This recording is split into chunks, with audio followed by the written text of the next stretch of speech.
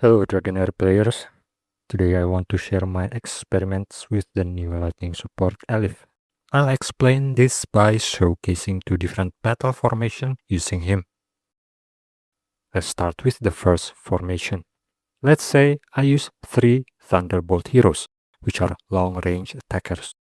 I position these 3 in the middle backline, side by side like this. This setup perfectly demonstrates how his passive and battle skills work. His battle skill makes him jump to the column with the most enemies and fire a shot that bounces between up to 3 targets. This deals 300% attack-based lightning damage, with a 100% chance to apply stun for 3 seconds and link for 10 seconds. Meanwhile, his passive dictates that each time he moves a tile, he either grants attack-based healing to the nearest ally or deals attack-based lightning damage to the nearest enemy.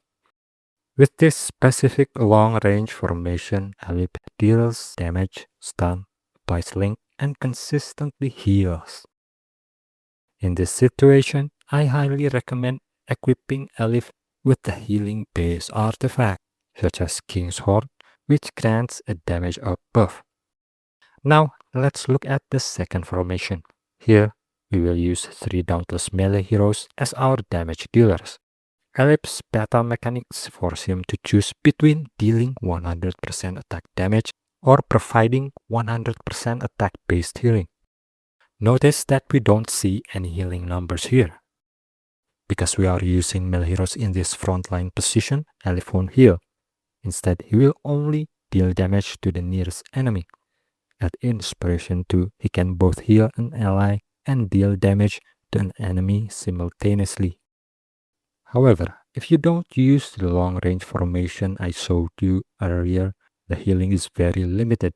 If you put ELIPH in the front near your melee heroes, he will only heal the single nearest hero. So the conclusion is clear. ELIPH pairs much better with long-range heroes.